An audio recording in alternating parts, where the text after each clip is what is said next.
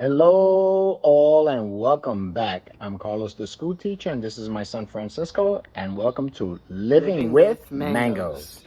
Today, we are going to talk about this mango right here called a Carrie mango. Carrie mango is said to be a very, very popular mango. Carrie is said to be the seedling of Sophie Frey and a grandchild of the Julie mango. It was selected by the Zill family in the 1940s, way back when, and named after Carrie Zill, Lawrence Zill's mother. Look at that, Carrie. Today we'll be doing two different Carries. We'll be doing a lighter Carrie and a more ripe Carrie, less ripe and more ripe. Carrie is said to have a very unique, strong flavor, that strong Indian flavor, but we will see. It has a following by people from India that like the traditional Alfonso mango, which I have one tree. I have one tree of Alfonso just to give it a shot because they say it's hard to grow here in Florida, but the tree is looking beautiful and I hope to have some Alfonso mango next year. People from the West Indies enjoy the Carrie mango because they like that spicy component. I don't smell the spices on it. It smells flowery. So I guess when we taste it, we'll see if it has that spicy component to it. Americans tend to be divided on it though. Some say it is their favorite mangoes, while others say it tastes medicinal or overpowering.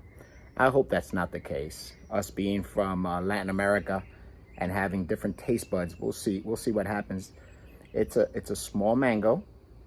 Some of them get a little bigger, close to medium size. They're oval in shape. Some of them are light green and they turn yellowish.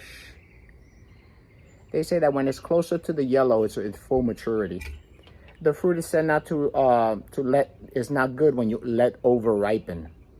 It also, if you take it too early out from the tree, they say that it doesn't ripen well. You have to wait on the tree.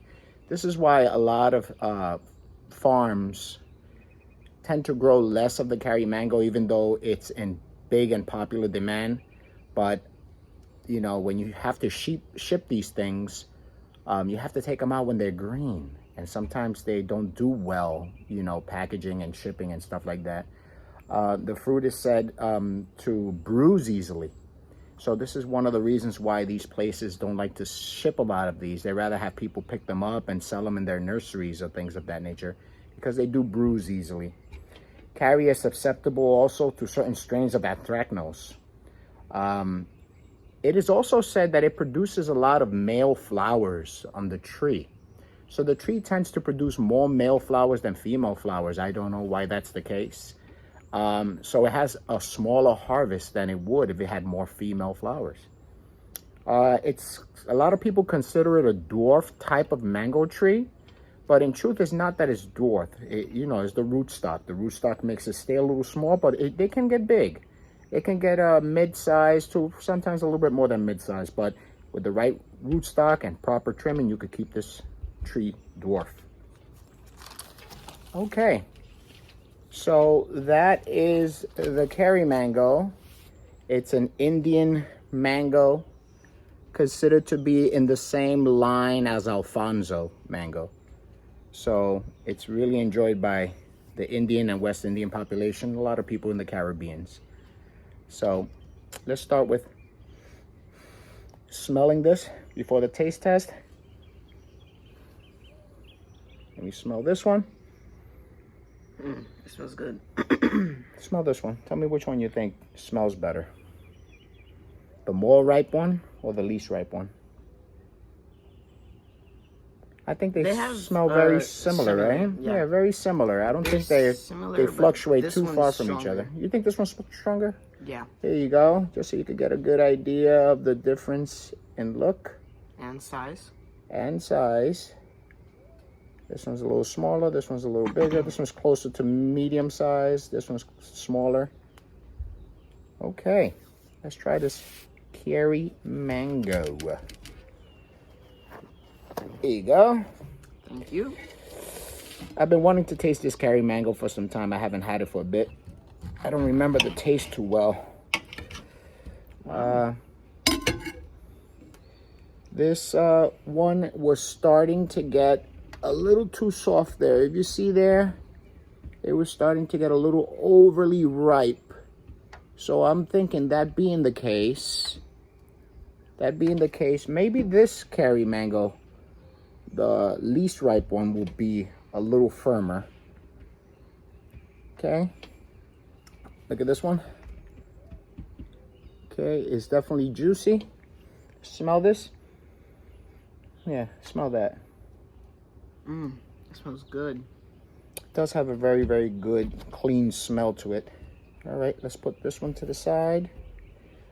Let's cut the least ripe one. Cut smoothly. Well, I was about to dig in. You saw that? That smells good. That smells like it has like a different smell. Yeah, the least ripe one smells even better in the inside. I'm gonna put that to the side. All right, let's dig into this. This is the riper Carrie mango. You tried first, son. It smells really good. Smells really good. Wow. It has a it had a different taste than I expected it to taste like, but Okay. Let me try to see if I can pick up on some of those flavors here. It's definitely soft, melting in the mouth. really soft. Really soft, really melting in the mouth. I hardly tasted any fibers at all. If it has fibers, it's very, very little, and it's close to the skin. So it's almost fiberless. It's acidic. You taste the acidity in there? Put it on the tip of your tongue. Very sweet. Mild acid. Could taste the peach on it. The bricks on this, the sweetness, it's about 7.5. There's a little bit of fiber. Just a little bit of fiber. Right there. A little bit of fiber. So it's not fiberless. Close to the skin. Has a little bit of acidity taste.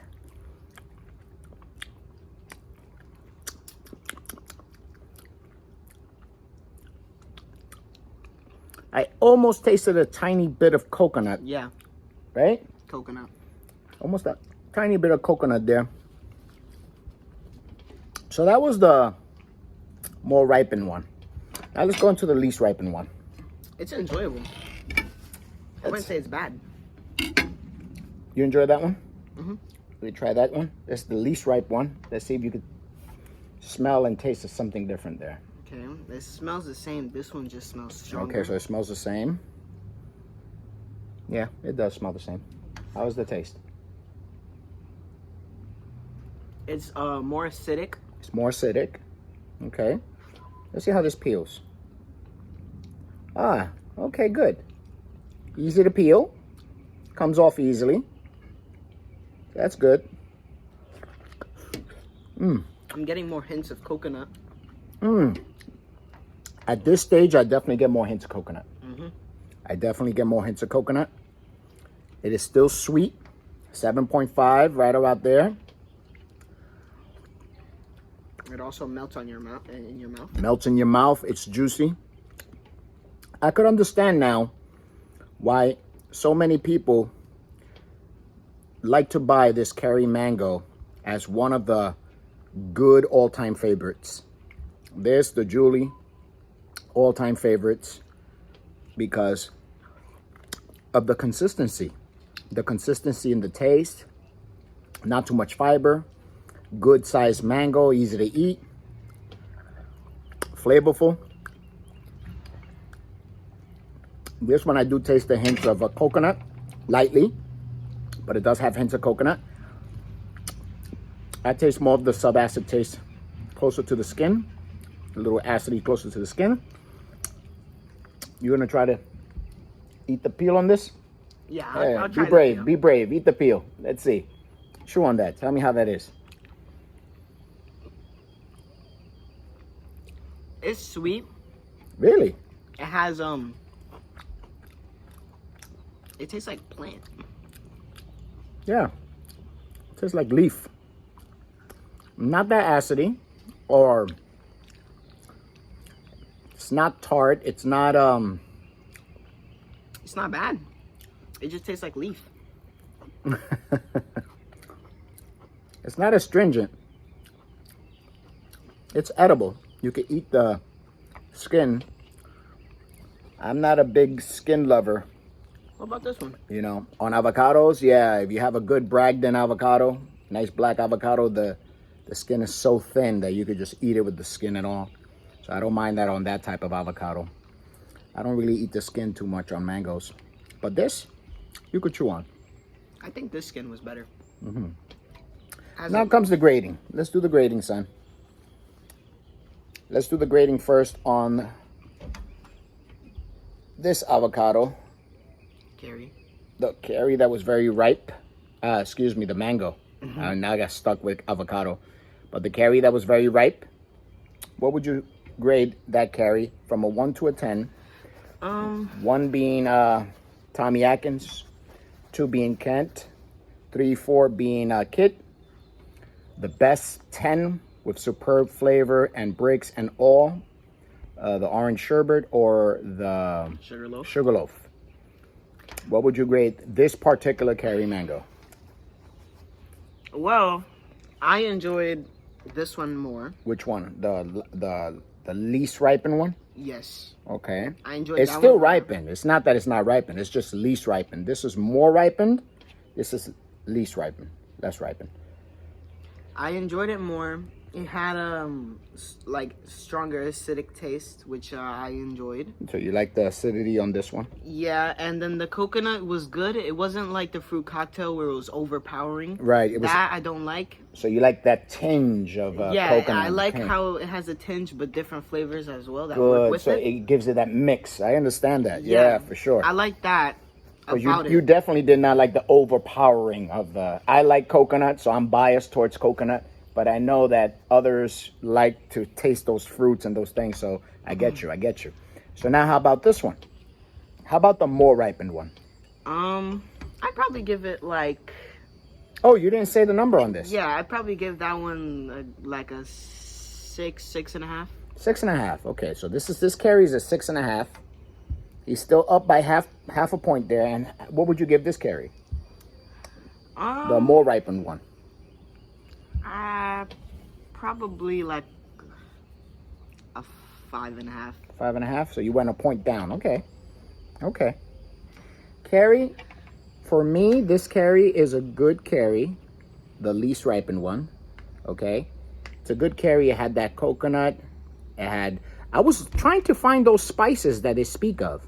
I could not taste those spices in either one of these. I didn't taste the spice, which is interesting because I was really looking forward to tasting that spice, but I didn't get to taste it like the Alfonso. The Alfonso is spicy. It has those spicy tones. I didn't catch that here in this carry. I did get the sweetness. I got the tinge of coconut in the least ripe one. Good acidity, good acid. Sweet. The bricks were about a 7.5, 7.5, which is good. It's not overwhelming. It's a good overall mango. I would give the lighter one a good 7. And the least ripe one about a 6.5. More ripe. Yeah, the more ripe one about a 6.5, just because it didn't have that little coconutty taste and stuff like that. It would have been nice to have a little more, but this one definitely had it. So this one was my favorite. Would you agree, son? Yes, I would. Okay, is there anything else you would like to say? No. Okay. So, again, a lot of these mangoes come from nurseries. Living with Grace Nursery has a lot of these. They pick them up, they bring it to the nursery, they go on these long trips. So it's good to cooperate with these nurseries because they go all out to get us these wonderful, beautiful mangoes. Here in Central Florida in the Kissimmee area, there's not a lot of space to be planting mangoes and stuff like that. People mostly have little backyards. I've been fortunate enough to get a slightly larger yard. This is my little garden. So growing with mangoes over here, we have a few mangoes. I have right now in the ground about 60 to 65 different varieties of mango. But my trees got hit hard with the cold for these past 2 years, and they died back halfway. I managed to save them. They're all above the graph, so I know I have what I have. But it's difficult. It's difficult to maintain the trees. It's difficult to take care of these trees. And then when you have some mangoes, very limited when they're small, so you can't share the love too much. But thank goodness a lot of these nurseries, they go down South Florida and pick up a lot of these mangoes that bring it to us here in Central Florida so that we could enjoy and we could do these taste tests. So shout out to Living with Grace Nursery, to Boyd and Malia. Thank you so much. And with that, I'm Carlos, the school teacher, and this is my son Francisco, and we're out. Peace. Living with mangoes.